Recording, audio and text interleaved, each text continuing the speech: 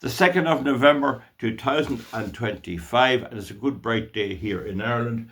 Renewable electricity is fading, and we'll just look here. AirGrid Smart Dashboard. They are currently using on a Sunday morning, and it's 10:44 a.m. They're currently using 3784 megawatt of electricity. Wind in that is 1323, and solar is 188, and if you add them together you have about 1460 megawatts of renewable energy. And yet when you go into their declaration here, their pie chart, see it there, they say that there's 54% of the grid renewable, and that can't be true. That's a lie, because the amount I've read out there, I've given it to you, if you work it out, it's about 43%, and they say it's 54%. Now, the trouble is they can also bring in a huge amount of imported electricity. 18.59% of our electricity is imported this morning, after building 4,000 megawatts of wind energy and a lot of solar. You might as well say 19%. All of that is counted as emissions from the UK. The EU allows Ireland to declare that imported electricity is free of carbon. Talk about a scam organisation. Anyway, gas is providing 22.5%. So there's a lie being told with that there. There's a lie. That's it. The whole thing's based on one lie. And I've said them, it's all one massive fraud. Now, I just read you a few little things here about the whole thing seems to be collapsing. I've dedicated 15 years hard going to debunk the whole renewable energy scam against enormous opposition, and it's all coming to fruition now. Now, President Trump has come out strongly against it, and he's more or less finished them in America. But they still could be putting up their own windmills in some places, but they're not doing it. It was all a subsidy racket. So here is one of the things. You know this thing about hydrogen. Oh, hydrogen. If you mention to the woke green crowd hydrogen, they'll lose their heads. They sweat and they go out into, or thorium. They haven't a clue what it is. No, they just got maybe a basic pass at school in maybe multiplying and dividing, and usually art and acting and all, and then they know about green hydrogen. But it says here the green hydrogen market, and it's a scam because you can't contain it. You can't use hydrogen. The green hydrogen market is losing momentum as high costs, uncertain demand, and major energy firms abandoning projects threaten its widespread adoption despite decarbonisation. And they have another thing where they have farms and they cut silage and make gas, biogas. That's a scam as well, of course. Scam. They never count the diesel it takes to produce the product, the raw materials. Now there's another one here, Real Clear Energy. It says, now that there is from oilprice.com. Now, Real Clear Energy. Miracle of green hydrogen becomes fading mirage. One of the fundamental flaws of green hydrogen is its reliance on wind and solar energy that is expensive. So we were told by Eamon Cabbage and Ryan it was cheap. Now it says expensive, intermittent and unreliable. So he was lying. He was either lying or he's a fool. Which is he? I don't know. You want to contact me and we'll have a debate. The entire green hydrogen cycle is so inherently inefficient. It's ridiculous. It's just ridiculous. Now, another one here, the Financial Times.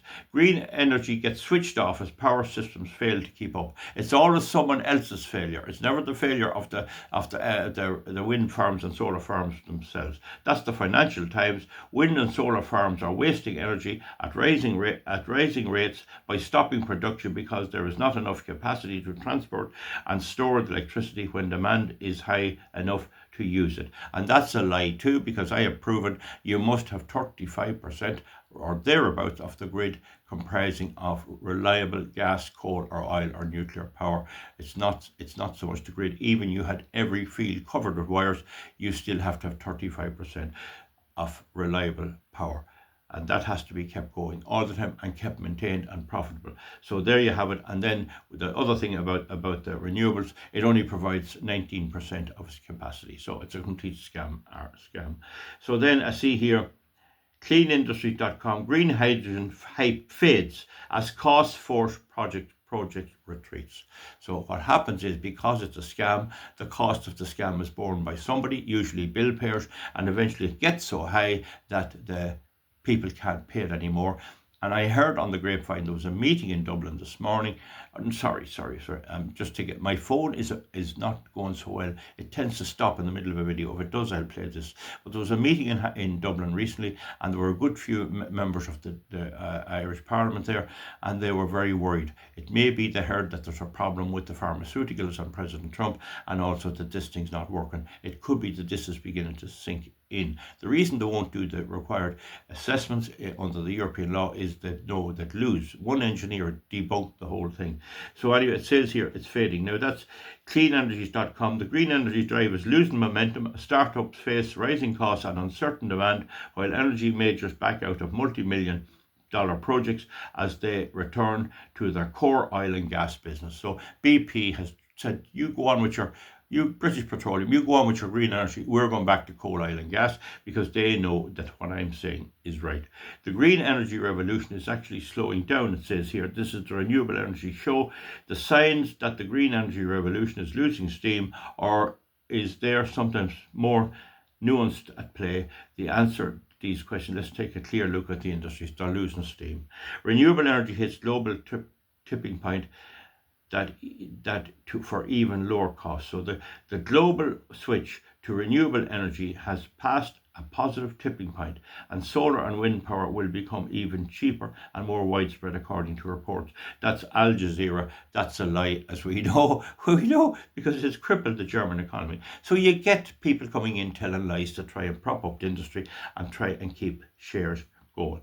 Here's Zero Hedge. The green hype is fading. So we've dealt there with the hydrogen, all these new things. You tell these young students, oh, hydrogen, thorium, and they lose their wits, often spaced out on cocaine. And if Trump gets his way, they won't have that much longer either. And so it's fading because it doesn't work.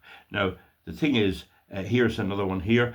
No bid submitted for Dutch North Sea wind farm tender. No bid submitted for a new Dutch North Sea wind farm tender in October 2025. That's now. Wind farms in the North Sea near Juiden, Juiden, and there's a photograph, and Pixie Bay, no energy, there's two of them, has come forward. Nobody has come forward to build and operate the new offshore wind farm on the Dutch coast, ongoing Climate Minister Sophie Hammonds has said. So there you are. Nobody wants to do it because it's a loser. It'd take 200 or 300 years to pay back the capital cost. So that's dead. No bids in Denmark. Disappointing study. So Denmark's latest 3 gigawatt offshore wind auction round ended without any bids. This is a huge disappointment for Denmark and for Europe's wider energy security and electrification efforts. It's not. It's a great news because it'll bring down the cost. Every wind farm, every onshore wind farm has to be kept by the bill payers. They have to load it on the bill, unless you can offload it to a company like BP, and they have dumped it. They're not taking it on anymore. They say, we're getting away from renewable energy, we're selling them all. John Lang had a wind farm in Tipperary making a loss. I checked the accounts, said he couldn't make money, and Greatcoat bought it. Now, so this morning, the Greatcoat share price is 70 cents on the 100, and they've issued new shares. Now you imagine you hold shares of 70 cents on the euro, on the 100 in Greatcoat, and you're hoping that price will go up, and they issue new shares. Well, that means there's more people to benefit from any rise that will come. So anyone that bought them is an idiot, and I try to warn them. A lot of them are Dublin business people and Dublin doctors and surgeons, big time. They're going to lose all. There was 200 investors in Rara Wind Farm here. Well, they got bought out by Eddie O'Connor's Mainstream Renewable and eventually BlackRock in America. So there's always coming in to save the day, a white knight, but that's ending. So if I get cut off here, folks, we'll put this up anyway. So that's it. Denmark now. The Netherlands, a 1 gigawatt Nederwiek A1 offshore wind tender draws no bids. The Netherlands tender for 1 gigawatt Neswick wind farm site in the North Sea has attracted no proposals as expected by the government, given the rise in development costs and the decreased demand for electricity. Then it says here now again, this is another Institute of Energy Research. Denmark gets no bids for an offshore wind farm. Dutch not surprised that offshore wind farm gets no bids. They think it's cost. The point is, whoever invests in it will never get the money back. Now, no bids for Danish offshore wind farm is 4C Offshore. Several bodies here, oilprice.com. Germany's no subsidy offshore wind farm flops. So we'll just read that. Now, the reason I'm going to read that is this is Germany. I've read your ones about Holland and Denmark. Germany's no subsidy offshore wind farm flops with no bids filed. See that? So, no subsidy. They decided to put it. We're not putting subsidies. So there you are. Germany's latest offshore wind auction without government subsidies failed to attract a single bid on Wednesday, alarming the local offshore wind section, which is calling for the fundamental redesign of Germany's renewable energy auctions. Do you know what I should have done? Put in a bid. €100? €100. And 4 bales of hay. I wish I had to know how to do it. Does anyone want to research it? And I'll do it. I'll put in the bid. I wish to bid for this offshore wind farm. I bid €150. Oh, gee. The dirty ages. And I see the most rising business, the most rising young people entering business is undertakers. They reckon there's a fortune to be made burying people and disposing of their bodies in Germany. Okay? The Federal Network Agency auction for 10.1 gigawatts of offshore wind farms in the German part of the North Sea ended with no investor submitting a bid for any of the 2 proposed sites, Federal Association for Onshore Wind Energy, BWO, said. The auction flop signals that offshore wind power developers are wary at taking on riskier zero-subsidy projects amid rising costs and supply chains. But there's a subsidy. You see, just let me explain to you if you're new here. The wind energy gets paid if the grid cannot take its power. They pay them a reduced price to turn off. Thousands of them. Here and in Scotland and everywhere else. Okay? But when it's generating, it gets the price of the highest fossil fuel in the market. So if coal is 100 per something, we'll say, gas is 80 and oil is 70, the wind gets the 100. It gets the highest in the price. If only 1 ton of coal were used and it was very expensive, let's say it was 1,000 per unit, the wind farm gets the 1,000. That's the subsidy they get. And their energy has to be taken, and the conventional generators have to keep their plant running and no money coming in. They don't get any payments. They have to keep their plant running, and when the wind dies down, they have to be prepared to generate, and they're getting out of the market too. Now, the auction flop signals that offshore wind power developers are wary of taking on risky or zero subsidy things. So to do without the subsidies, you know. But the people might say to me, you're a farmer, aren't you getting subsidies? Well, the thing about me, I'm producing food, and now our economy and our beef, because of the Ukraine war and a scarcity in Britain, is wanted big time. And we're keeping a hold down toward employment. The meat factories, the packaging, the various products that's made out of it, the bovril, the marmite, the various products that all come, leather and everything. We're the raw material for that. And we have to work terribly hard to produce a few cattle. And we mightn't get by in a bad year. So they give us a bit of a subsidy and they monitor us and you get high quality. So we are given something. You look at, for every 20 cattle that are processed from me, how many jobs there are. Right down to making leather, belts, handbags, soap, gelatine. We're producing this, just needed. And it's difficult to produce it, and it's hard work, and a lot of young people don't want to do it. A lot of the Irish farmers are getting on in years. I'm young yet now, I have to say. Anyway, that's the story. So now you get the point. We give something back big time, big time. Go into your local cattle mart someday. Go in and just watch the prices that are there. But the problem I have, if I get 3,500 for a bullock, I go out to buy a replacement, he's 2,900. That's the thing. And people don't understand that. But it's still a great boost that the native grass of Ireland is producing such a boost to the economy, and we haven't went towards the dairy products at all. So you can take our subsidies away if you like. You won't be able to control. There'll be a few people who wouldn't be doing it right and mightn't have the proper hygiene and animal welfare. And that's all done, and we appreciate that. And they do try to help us along, and we have big fees. The amount of money is not that big. And then now we're going to have a problem. The EU is not going to have any money to pay the farmers. It's quite clear. We're going to get a savage cut. It was promised somewhere that it's going to be cut in half. So now that's the story there. Nobody wants it. Now Trump has gone against it in America, but this is Europe. This is not America. This is Europe, where there's still a big drive for it. Now here's an article in the Irish Times. Wind farm must shut down 3 turbines or pay. A County Wexford wind farm must fully shut down 3 of its 6 turbines and pay the total of 360,000 damages. That'll soften them. And that responsibility lies on the wind farm company. But if the wind farm company pulls out, it's only a limited company, the landowner is caught. There was a farm down in Clare, 500 acres of rough land and a wind farm. And when people discovered they were responsible for decommissioning the wind farm, because it's the Planning and Development says it's the farmer, you have a responsibility. They'll all have to be taken down. There'll be some pus on the farmers when that happens. So they had to pay 300. They have to pay 360,000 damages, including 60,000 aggravated damages to a couple over its adverse impact on them. Just think what that couple suffered.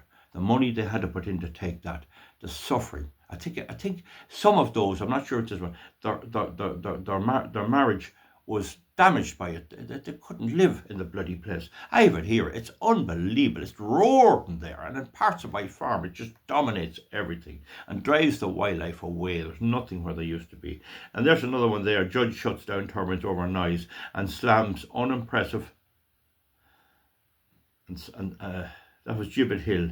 Over noise. Yeah, a High Court judge has in Dublin orders permanent switch off of 3 Nordics turbines, payment of aggravated damages. That's the same thing. That's what they're facing now everywhere when we get our act together. Now, I'll just read here an article. I may get cut off, folks, because there's something funny about my phone. It's Padraig O'Rolla of RTE. Now, that's not my one. That's the Dublin RTE, the national broadcaster. A plan to build 30 wind turbines in the Atlantic Ocean off County Galway and Clare coast, which was one of 6 major offshore wind farm projects central to the government's climate action plan, will not now be proceeding. The Cersa Rocks, SCEIRDE, Cersa Rocks wind farm project that was developed by Kerio Generation was due to deliver power for 350,000 homes and save 550 tonnes of carbon per year. That is a diabolical lie. Straightforward RTE, radio television lie. Their revenue's down. It's costing a fortune in taxpayers' money, not licence fee, to keep this decrepit, ailing company RTE going. Speaking as Gaelic, in Irish, Taoiseach, he was speaking in Irish, doesn't matter. Taoiseach Michael Martin said he was disappointed at the news. So Michael Martin is disappointed at the news. He's disappointed. Isn't that too bad? Disappointed news. We are sorry Cersa made this decision, but we are going forward. He's going to plough on anyway, like he did with Jim Gavin. We're going forward. We were not depending on any one project, and we have an extensive plan going into the future, and some of those wind farms are already permitted. Have you any plan for the Children's Hospital, Mr. Taoiseach, Mr. Prime Minister? Would you ever be able to get it finished? I wonder. Just you have a plan, like you have a plan. Remember, Andy Kenny had a 5-point plan. Oh, gee. Anyway, some of these wind farms are already permitted. The project had been planning to construct the Cersa Rocks wind farm on waters located 5 kilometres off the west coast, with Carna in County Galway the nearest settlement. Now, imagine they were going to do that on Carna and Galway Bay. If you ever go across the sea to Ireland, then maybe at the closing of the day, you will sit and watch the moon rise over Claddagh, or watch the sun go down on Galway wind farms. This is what you'd be watching on Galway Bay. Right. So, Carna would be the nearest settlement. The project had proved controversial locally due to potential visual impact of these. They were 325 metres high. They keep getting higher because nobody will buy the smaller ones because they don't work, and they think if they get them bigger they will work. It's like a woman that has had 5 husbands. One fella was 5 foot and he was no good, and the next fella was 5'3" and he was a drunkard. Next fella was 5'6" and he was a gambler, no good. Next one was 5'8", is it? And he was beating her up and not giving her any money. Next fella's 6 foot and he lies in bed all day smoking cigarettes and getting her to buy cans of beer off the dole, and she's nothing for the children or whatever it is. And then the next thing, a lad comes along and he's 6'6". I'm going to marry him. He's 6'6". So all the other lads failed, but if we got a bigger one, we'd succeed. Yeah. So now, we'll just I'll read through it here. Now, I see here too that Bord Pleanála is seeking clarity on why the applicants are not going ahead after the whole permission. They had the permission granted, but we know the reason. They'll give all kinds of reasons about the seabed. It's going to break them. They'll get no one to pump the money into it, not even the stupid doctors in Dublin 4, Dublin 6. Now, here's another one. In the Connacht Tribune, wind farm company loses 35 million state bond. Right? This is, I think, the same crowd, so we're going to get a look at that. Hold on, don't switch off yet, folks. State bond, sent. So,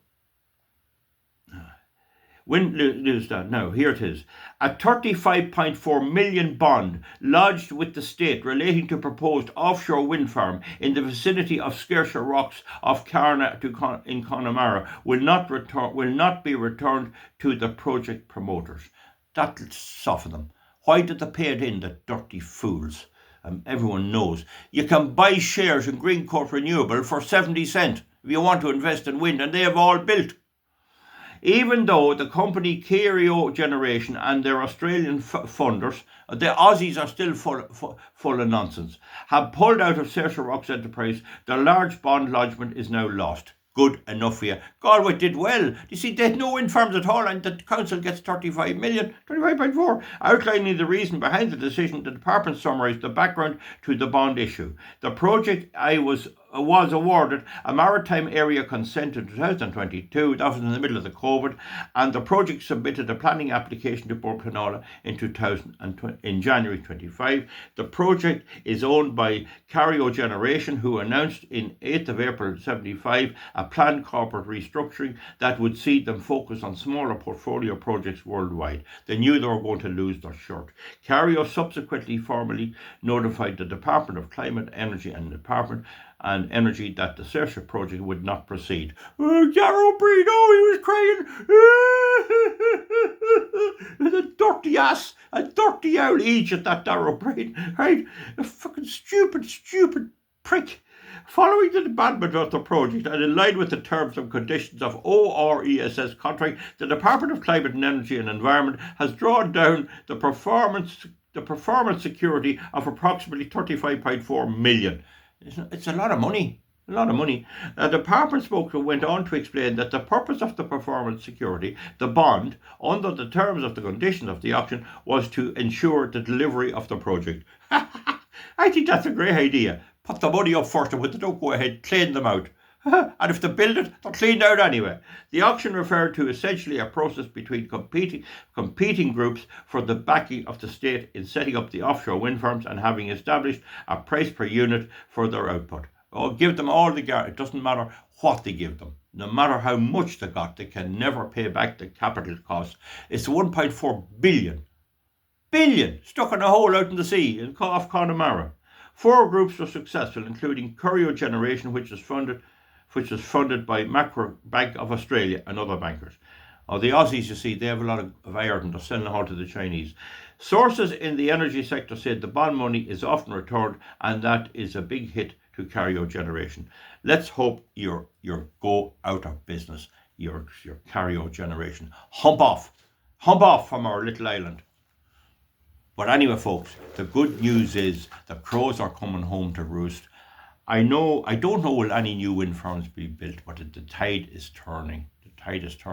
And when I take my action here against the wind farm, there'll be less enthusiasm, so it'll be easier to win a case. So do you understand the thing? This renewable energy is a scam. Wind farm and solar farm is a scam, and they're losing. It's 25 minutes. They're losing all over the place. I'll just Google and see can I find any other example. This is all online. You can get yourself. Institute of Energy Research. Inflation, high interest rates, and supply chain problems have complied to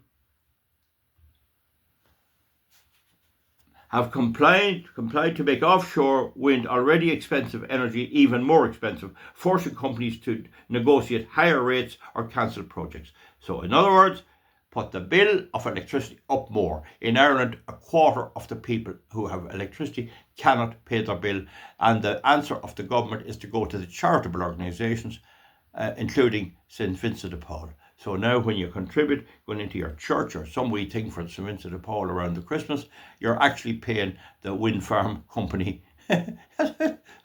That's what the Irish government and the British government has done. A leading Norwegian company recently withdrew from projects in Vietnam, Spain, Portugal, pointing out unsustainable costs. Can't be paid back. That's 3 places in Vietnam, Spain and Portugal. Shell and Danish wind developer Ørsted have cancelled their wind projects off the coast of New Jersey, despite Biden administration's repeated efforts at lowering royalties, easing permitting, streamlining environmental documentation and providing generous subsidies. In the UK, where offshore wind is well established, it has become apparent that China's worldwide dominance of the offshore wind chain supply may compromise national security. The Chinese have bugs in them, and if they want to eavesdrop in a war or anything, they have all lined up a big aerial on top, and we can tune in. They're able to watch me here. They turn around, look at me on the tractor. You have to be careful you go to the toilet out in the fields. That's over now too. They're watching you. Become apparent that China worldwide dominance of the offshore. They have the whole thing conquered. Chinese made their money and now they don't care. Now they have control of the whole damn thing, and Trump's over begging them not to steal his microchips. While the United Nations lags behind Europe in deploying offshore wind energy, while the United States lags behind Europe in offshore wind energy, its growing list of problems indicate that it may be prudent, especially given the huge natural resources wealth in the United States. President Trump's executive order of offshore wind, temporary withdrawal of all areas of the outer continental shelf from offshore wind leasing, and review of federal government's leasing and permitting practice of wind project is just one part of the offshore troubles. So there's more. You Google away there yourself, you'll see it. We have them beat. I think I have them whacked. I think I have them on the run with their crazy, stupid renewable energy. And not even Catherine Connolly, the new president of Ireland, will be able to get them to pump the money. She's from Galway. So they bring out an incitement for people to put up a wind farm off the Galway coast, destructive in every respect. People can't pay their bills, the environment destroyed, the sea creatures, all that, all destroyed, and the view of Galway Bay and tourism destroyed.